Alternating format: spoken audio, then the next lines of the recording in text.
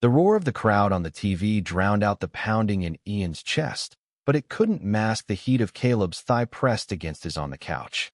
In that fleeting moment, as their team scored and the room erupted in cheers, Caleb's hand brushed Ian's knee and lingered. By the time it slid lower, the game was forgotten, and Ian's world tilted into something he'd never dared name. Ian Parker had always been good at keeping secrets. Growing up in the sprawling suburbs of Charlotte, North Carolina, he'd learned early to bury the parts of himself that didn't fit the mold of the all-American jock. Captain of the high school lacrosse team, prom king, the guy everyone wanted to be or be with. He'd played the role to perfection. But perfection came at a cost. And for Ian, it was the truth he'd locked away since he was 16, when he first caught himself staring too long at his best friend, Caleb Nguyen. Caleb was everything Ian wasn't: bold, unapologetic, with a laugh that could light up a room and a knack for saying exactly what he thought, no matter who was listening. They'd met freshman year at UNC Charlotte, bonded over late-night study sessions, and a shared love for college football. Caleb, with his sharp cheekbones and warm brown eyes, had a way of making Ian feel seen in ways that terrified him. For years later, they were inseparable, roommates, confidants, brothers in all but blood. Or so Ian told himself. Tonight, they were sprawled on the couch in their cramped apartment overlooking uptown Charlotte, the city's skyline glittering beyond the window. The Panthers were playing the Saints, and the game was tied with 3 minutes left in the fourth quarter. Ian clutched a beer, his knuckles white, not from the score but from the way Caleb's arm kept brushing his as they shouted at the screen. "Man, if they blow this, I'm done," Caleb groaned, leaning back and stretching, his white sweater riding up to reveal a sliver of toned skin. Ian's eyes flicked down, then away, his throat tight. He forced a laugh, hoping it sounded normal. "Chill, they've got this," Ian said, his voice a touch too bright. He took a swig of beer, the cold liquid doing nothing to cool the heat creeping up his neck. Caleb grinned, nudging Ian's shoulder with his own, and the contact sent a jolt through Ian's body. He shifted, trying to focus on the game, but Caleb's presence was a gravitational pull he couldn't escape. The crowd on TV roared as the Panthers' quarterback dodged a tackle. Caleb leaned forward, his hand landing on Ian's knee for balance. Come on, he shouted, his fingers tightening. Ian froze, his breath catching. It wasn't the first time Caleb had touched him. Hell, they'd wrestled, hugged, shared a bed during a road trip when the motel screwed up their booking. But this felt different, deliberate. The weight of Caleb's hand lingered, sliding an inch lower, and Ian's pulse thundered in his ears. He turned, expecting Caleb to pull back with a laugh, but Caleb's eyes were on him, not the screen. They were dark, searching, and held a question Ian wasn't ready to answer. The room seemed to shrink, the noise of the game fading to a dull hum. Caleb's fingers tightened again, a quiet challenge, and Ian's carefully built walls began to crack. "Dude," Ian managed, his voice rough, "you're missing the play." Caleb's lips curved into a half-smile, soft and knowing. "Am I?" he asked, his voice low, carrying a weight that made Ian's stomach flip. He didn't move his hand. Ian's mind raced, torn between pulling away and leaning closer, between the safety of friendship and the danger of something more. The buzzer sounded, signaling the end of the game, but neither of them moved. The TV blared with post-game analysis, but the real game was happening right there on the couch. Ian's heart pounded as Caleb's thumb brushed lightly against his thigh, a gesture so small, yet so seismic it threatened to unravel everything. "Ian," Caleb said, his voice barely above a whisper now, "you ever think about us?" The question hung in the air, heavy with possibility. Ian's mouth went dry. He'd thought about it. God, had he thought about it? Late nights lying awake, replaying every glance, every touch, convincing himself it was nothing. But now, with Caleb's hand still on him, the lie felt impossible to maintain. Ian started, but the words caught in his throat. He wanted to say yes, to confess the ache he'd carried for years, but fear clawed at him. What if this ruined everything? What if Caleb was just messing around, testing him? What if Ian finally admitted who he was, only to lose the one person who mattered most? Caleb's hand slid away, but his eyes didn't.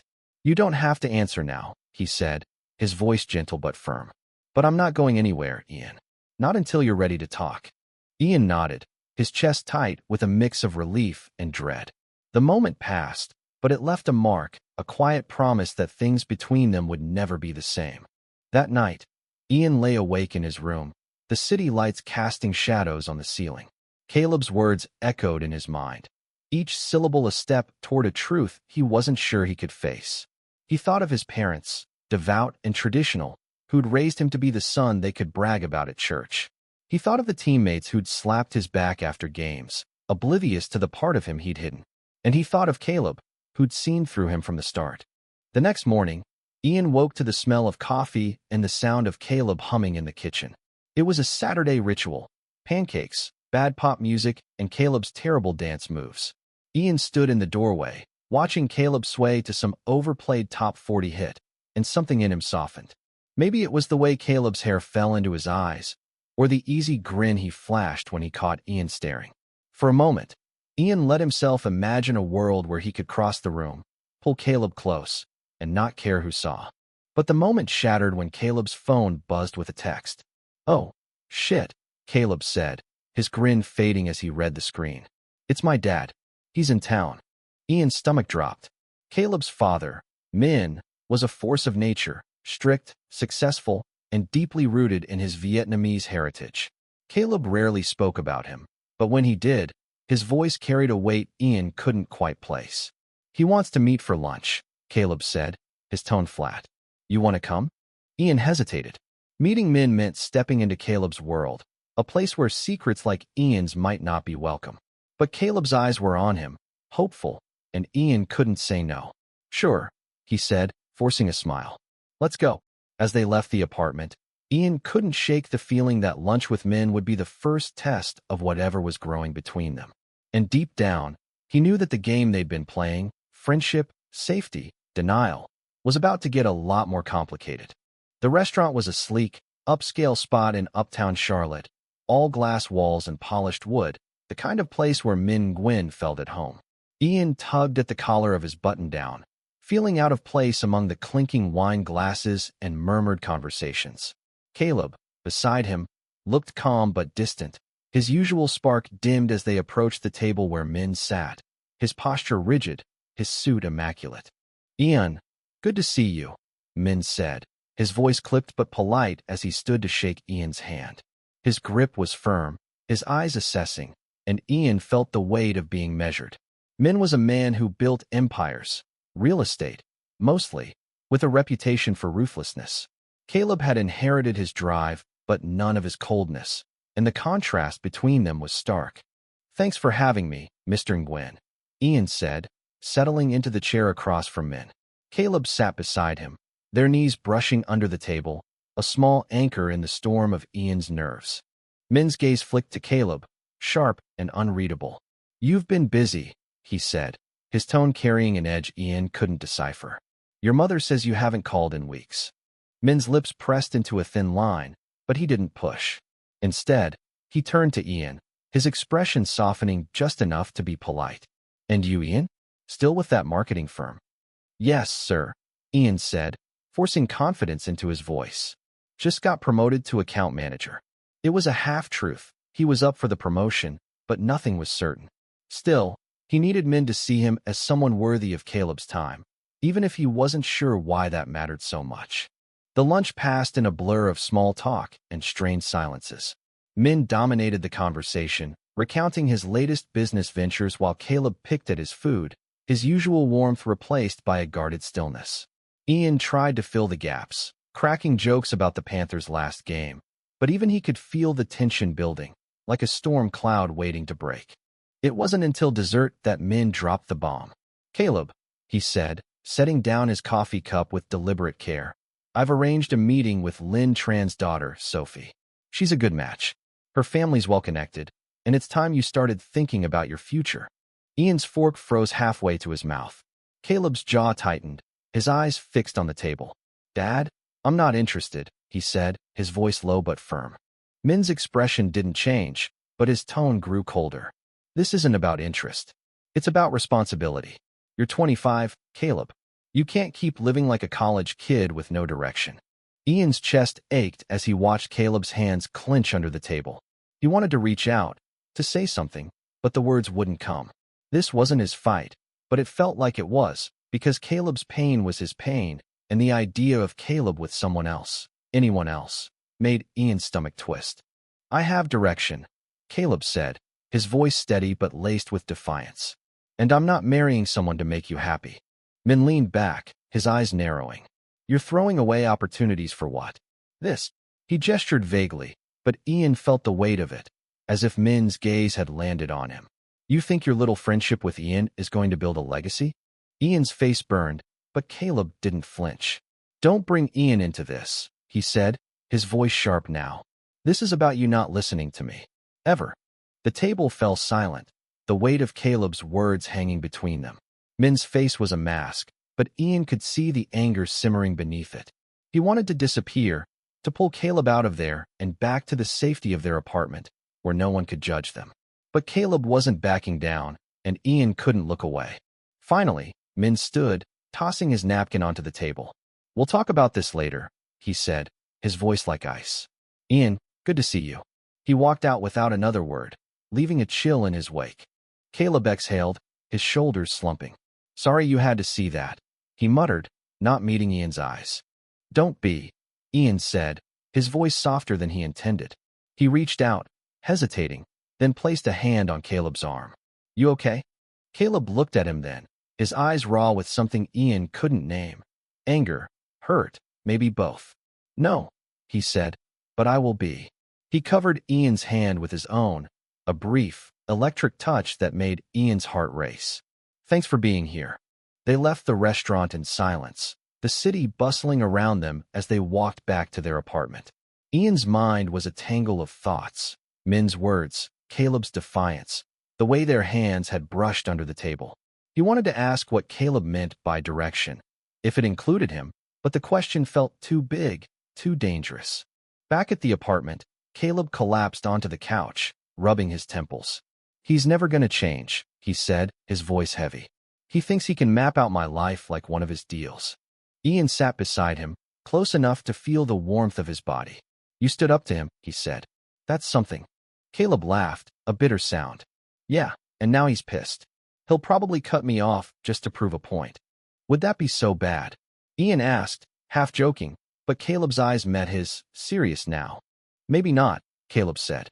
"Not if I've got you." Ian's breath caught. He wanted to lean in, to close the distance between them, but fear held him back. Instead, he nudged Caleb's shoulder, falling back on their old, safe dynamic. "You'll always have me, man. Who else is going to put up with your terrible taste in music?" Caleb grinned, some of his spark returning. "You love my playlists, don't lie." He reached for the remote, flipping on the TV to some random sports highlight reel. But the air between them was charged, the unspoken words from last night still lingering. As the night wore on, they fell back into their routine. Banter, laughter, the comfort of familiarity. But Ian couldn't shake the image of Caleb's hand on his, the look in his eyes when he'd said, "Not if I've got you." It was a promise, a question, and Ian wasn't sure he was ready to answer. The weeks that followed were a tightrope walk. Ian and Caleb moved through their days with a new, fragile awareness, their usual ease punctuated by moments of unspoken tension. Every brush of hands, every lingering glance, felt like a step toward a truth neither was ready to fully face. Ian threw himself into work, hoping the chaos of client meetings and deadlines would drown out the questions swirling in his head. But no amount of spreadsheets could erase the memory of Caleb's hand on his thigh, or the way his heart had raced when Caleb said, "Not if I've got you." At night, when the apartment was quiet, Ian would lie awake, replaying every moment, wondering if he was reading too much into it or not enough. Caleb, for his part, seemed determined to act like nothing had changed. He was still the same guy who burned toast and left dishes in the sink, who dragged Ian to dive bars and made him laugh until his sides hurt. But there was a new edge to him, a quiet intensity that surfaced when they were alone. Ian caught it in the way Caleb's eyes lingered on him, or how he'd sit just a little closer than necessary. One Friday night, they ended up at a rooftop bar in South End, the city lights sprawling below them like a sea of stars. The air was crisp, October's chill just starting to bite, and Ian zipped up his jacket as Caleb handed him a beer. The bar was packed, the crowd a mix of young professionals and college kids, their laughter mingling with the thump of music. "You ever think about getting out of here?" Caleb asked, leaning against the railing, his gaze fixed on the skyline. "Like leaving Charlotte, starting over somewhere new." Ian frowned, caught off guard. "What, like New York? LA?" Caleb shrugged, his expression unreadable. "Anywhere. Somewhere I can just be me. No expectations, no family breathing down my neck." Ian's chest tightened. He knew Caleb's relationship with his father was strained, but this was the first time he'd heard him talk about leaving. The thought of Caleb gone, of their apartment empty, hit Ian harder than he expected. "You'd miss my cooking too much," he said, trying to keep it light. Caleb laughed, but it didn't reach his eyes. "Yeah, your famous microwave mac and cheese. Irreplaceable." He took a sip of his beer, then turned to Ian, his voice softer. "You'd come with me, right?" The question landed like a punch. Ian opened his mouth, but no words came. He wanted to say yes, to promise he'd follow Caleb anywhere, but the weight of what that meant, of admitting what he felt, kept him silent. Instead, he nodded, hoping it was enough. Caleb's smile was small, almost sad. "Good," he said, and turned back to the city. The night blurred into laughter and drinks, but the question lingered. Later, as they stumbled back to their apartment, Caleb's arm slung over Ian's shoulders. Ian felt the weight of it again. They collapsed onto the couch, the room spinning slightly from the beer, and Caleb's head lolled against Ian's shoulder. "You're my best friend, you know that?" Caleb mumbled, his voice slurred but earnest. "Like, the only one who gets me." Ian's heart ached. He wanted to say more, to tell Caleb he was more than a friend, but the words stayed locked inside. Instead, he ruffled Caleb's hair, a gesture that felt safe, familiar. "You're not so bad yourself," he said, his voice thick. Caleb chuckled, his eyes half closed.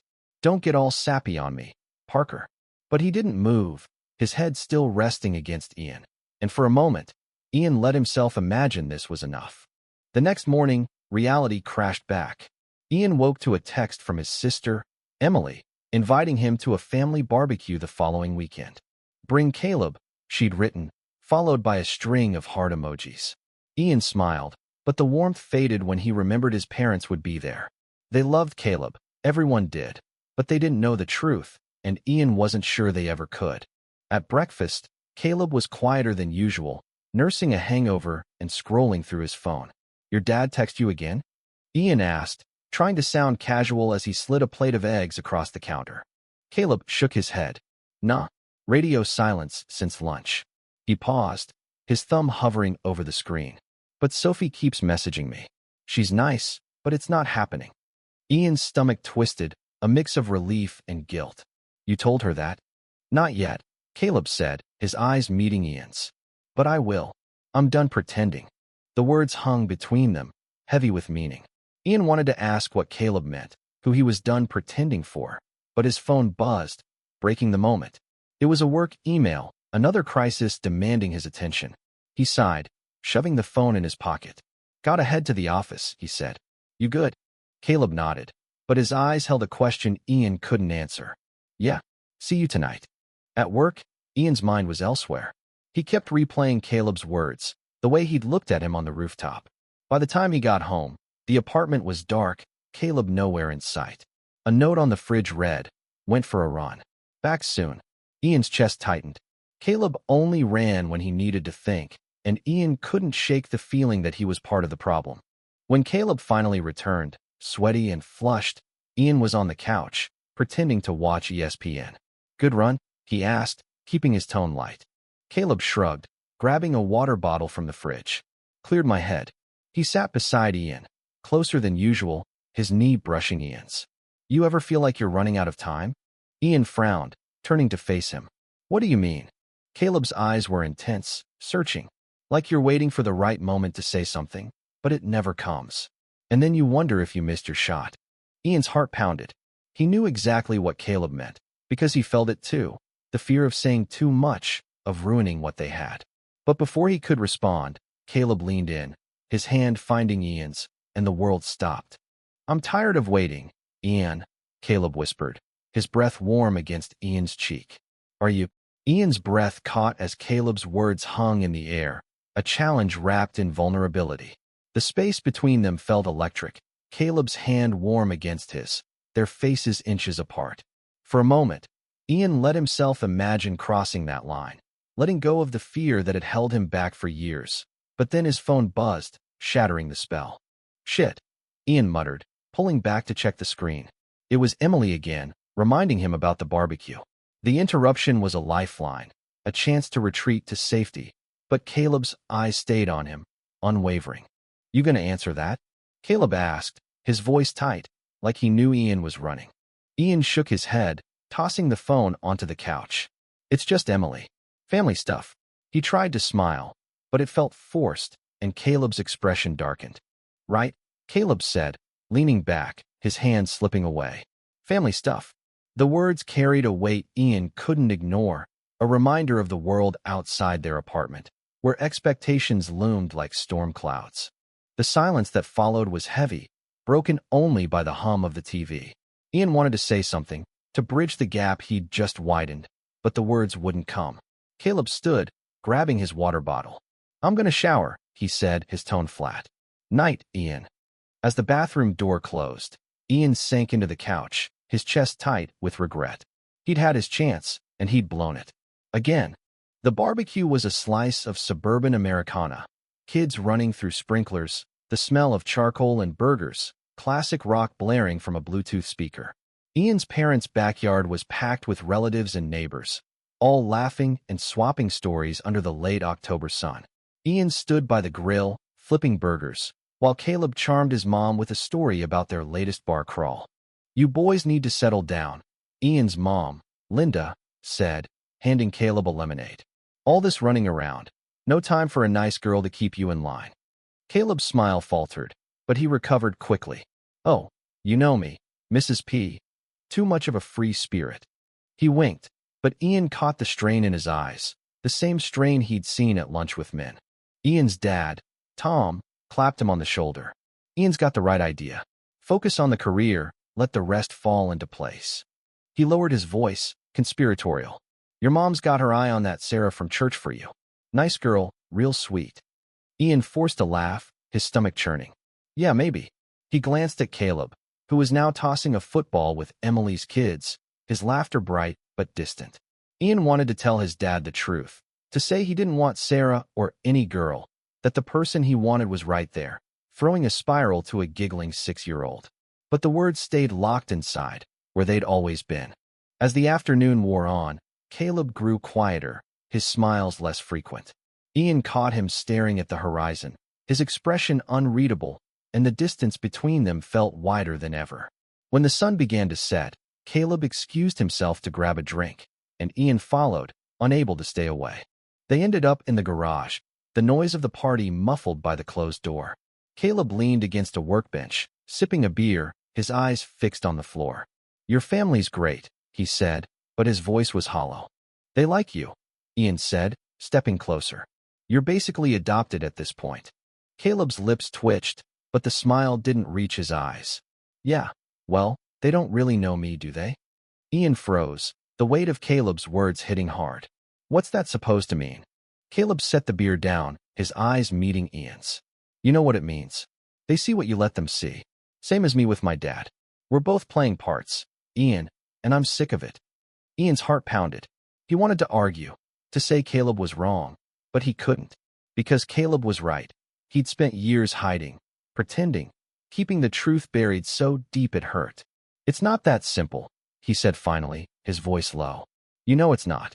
Caleb stepped closer, his voice soft but fierce. "It could be, if you'd let it." His hand brushed Ian's, a fleeting touch that sent a shiver through him. "I'm not asking you to shout it from the rooftops. I need to know where you stand." Ian's throat tightened. He wanted to say he was all in, that he'd choose Caleb over everything, but fear clawed at him. Fear of his family's reaction, of losing the life he'd built, of ruining what they had. "I don't know," he whispered, hating himself for it.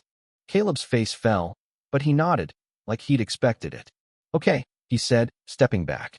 "I'll wait. But not forever, Ian." The rest of the barbecue passed in a blur. Ian smiled, laughed, played the part of the perfect son, but inside, he was unraveling. When they finally drove home, the silence in the car was deafening.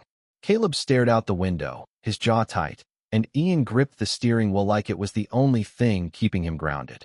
Back at the apartment, Caleb headed straight for his room, pausing at the door.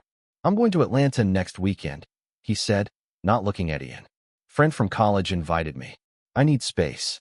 Ian's chest ached, but he nodded. "Yeah, okay. Have fun." Caleb's door closed with a soft click, and Ian was alone with the weight of his own cowardice. He sank onto the couch, staring at the blank TV, and for the first time, he let himself imagine a life without Caleb. It was a life he didn't want. The apartment felt hollow without Caleb. Ian wandered through the rooms, the silence pressing against him like a physical weight. Caleb's running shoes were gone from the entryway, his coffee mug unwashed in the sink, a reminder of his absence that cut deeper than Ian expected. He tried to fill the days with work, gym sessions, anything to keep his mind off the ache in his chest. But every quiet moment brought Caleb's words back. "I'll wait." But not forever. Ian had spent years avoiding the truth, but now, with Caleb in Atlanta, the truth was all he could think about. On Saturday night, Ian found himself at a sports bar with coworkers, the Panthers game blaring on every screen. He laughed at their jokes, cheered for the right plays, but his heart wasn't in it. His phone buzzed with a text from Caleb, a photo of him at a rooftop party, city lights behind him, his smile bright, but not quite reaching his eyes. "Wish you were here," the caption read, and Ian's throat tightened. He typed a reply, then deleted it. Typed another, deleted that too. Finally, he settled on, "Looks fun. Miss you." It felt inadequate, but it was all he could manage. Caleb's response came hours later, a simple "miss you too." Ian stared at the words until the screen blurred, wondering if he'd already lost his chance. Monday morning, Ian was called into his boss's office. The promotion he'd been gunning for was his. More responsibility, better pay, a corner office with a view. It was everything he'd worked for, but the victory felt hollow. He wanted to tell Caleb, to see his grin, hear his teasing, "Look at you. Big shot." But Caleb was still in Atlanta, and the distance between them wasn't just miles. That night, Ian sat on the couch, a beer in hand, staring at the spot where Caleb's hand had rested weeks ago. He thought about his parents, their pride in him, their expectations. He thought about men, pushing Caleb toward a life he didn't want. And he thought about himself, always choosing the safe path, always hiding. Enough was enough. He grabbed his phone and called Emily. She answered on the second ring, her voice warm. "Hey, big brother. How's the new account manager?" Ian smiled despite himself. "It's good. Listen, Em, I need to talk to you. About something personal." There was a pause, then her voice softened. "Okay, whatever it is, I'm here." He took a deep breath, the words he'd buried for years clawing their way out. "I'm gay," he said, the words raw and unsteady. "And I am in love with Caleb." The silence that followed felt endless, but when Emily spoke, her voice was steady. "Ian, I love you. And I'm not surprised.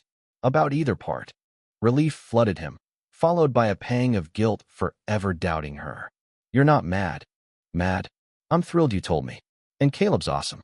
You two are, like, perfect for each other." Ian laughed, a shaky sound. "It's not that simple. I don't know if I've screwed it up." "Then fix it," Emily said, her tone firm. "You're Ian freaking Parker. You don't give up." When they hung up, Ian felt lighter, like a weight had lifted. But the hardest part was still ahead. He needed to tell Caleb, to lay it all bare, no matter the risk. Caleb returned late Tuesday, his duffel bag slung over his shoulder, his eyes tired but warm when they met Ian's. "Hey," he said, dropping his bag by the door. "Miss me?" "Like crazy," Ian said, and the honesty in his voice made Caleb pause. They ordered pizza, falling back into their routine, but the air between them was charged.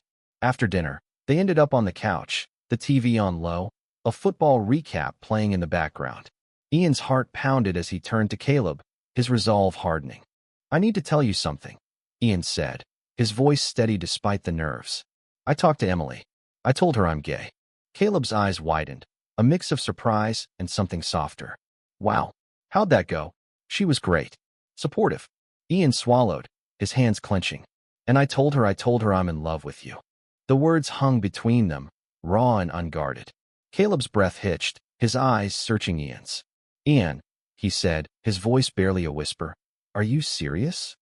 Ian nodded, his heart in his throat. I've been scared shitless, Caleb. Scared of losing you, of losing my family, of everything.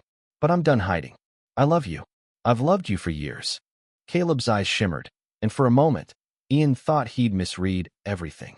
But then Caleb leaned forward, his hand cupping Ian's face, and kissed him. It was soft at first, tentative, then deeper, a release of years of unspoken longing. Ian kissed him back, his hands finding Caleb's shoulders, pulling him closer, the world falling away. When they finally pulled apart, Caleb's forehead rested against Ian's, his breath uneven. I love you too, he said, his voice thick. God, Ian, I've been waiting for you to catch up. Ian laughed, a sound of pure relief, and pulled Caleb into his arms. They stayed like that, tangled together, the TV's drone a distant hum. For the first time, Ian felt free. The days after their kiss were a whirlwind of newness and discovery. Ian and Caleb navigated their relationship with a mix of exhilaration and caution, each touch and glance a step into uncharted territory. They stole moments in the apartment, lazy mornings tangled in bed, evenings cooking dinner side by side, their laughter filling the space where fear once lived. But the world outside their bubble loomed large. Ian knew he couldn't keep this from his parents forever, and Caleb's strained relationship with Min cast a shadow over their happiness. Still, for now, they held on to each other, building a foundation strong enough to face whatever came next.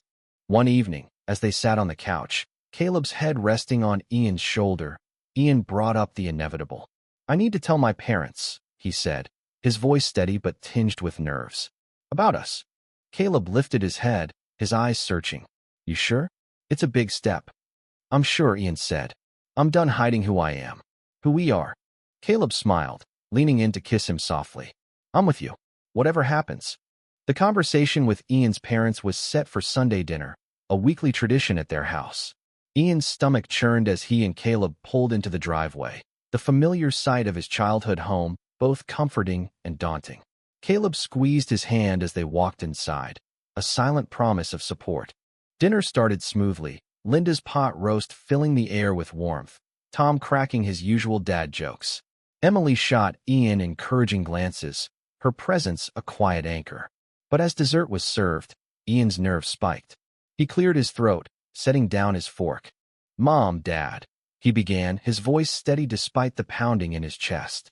There's something I need to tell you. I'm gay, and Caleb and we're together. The table went silent. Linda's fork froze midair, and Tom's smile faded. Ian's heart sank, but he held Caleb's hand under the table, drawing strength from the warmth of his touch. Linda spoke first, her voice soft. Ian, honey, why didn't you tell us sooner? I was scared, Ian admitted. Scared you wouldn't accept me. Tom leaned forward, his expression unreadable. Son, you're our boy. That doesn't change. But it's a lot to take in. I know, Ian said, his voice thick. I just want to be honest with you. Linda reached across the table, her hand covering Ian's. We love you, Ian. And Caleb, your family too. We'll figure this out together. Relief flooded Ian, though he could see the uncertainty in his parents' eyes. It wasn't perfect acceptance, but it was a start, and that was more than he'd dared hope for. Caleb's conversation with Min was harder. They met at a coffee shop, neutral ground, but the air was thick with tension. Min listened in silence as Caleb explained, his face a mask of control. When Caleb finished, Min's voice was cold. You're choosing this over your family's legacy? I'm choosing to be happy, Caleb said, his voice firm. I love Ian. That's not negotiable. Min stood, his jaw tight. You'll regret this. He left without another word, and Caleb's shoulders slumped, the weight of his father's disapproval heavy. Back at the apartment, Ian held Caleb as he processed the rejection. He'll come around, Ian said, though he wasn't sure. Or he won't. But you've got me. Caleb nodded, his eyes bright with unshed tears. That's enough. Months later, Ian and Caleb stood on the balcony of their new apartment, a small but bright space in a quieter part of Charlotte. The city skyline sparkled in the distance, a reminder of the life they were building together. They'd faced challenges, whispers at work, awkward family dinners, Min's continued silence. But they'd also found strength in each other, in the love that had grown from friendship into something deeper. As they watched the sunset, Caleb's hand slid into Ian's, their fingers intertwining. "You ever think about that game?"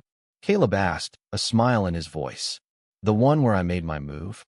Ian laughed, pulling him close. "Every damn day. Best play you ever made." They kissed, the world fading to the warmth of their embrace. And Ian knew, no matter what came next, they'd face it together. Friendship had been the start, but love was the future, and it was worth every risk.